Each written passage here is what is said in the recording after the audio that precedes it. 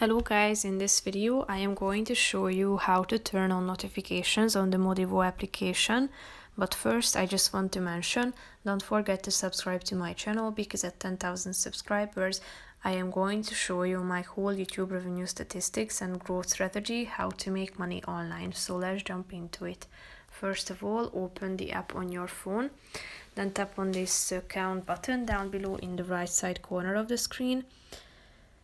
Then you should scroll down to the this button where you can find the it's about application and updates. So tap on it, and here you can find the notification section. So tap on this button and you will be directed to your phone settings. Click on notifications, tap on this button, allow notifications, and as you go back you are going to be able to set it to turned on. So that's pretty much it for this video, guys. See you in the next one. Bye bye.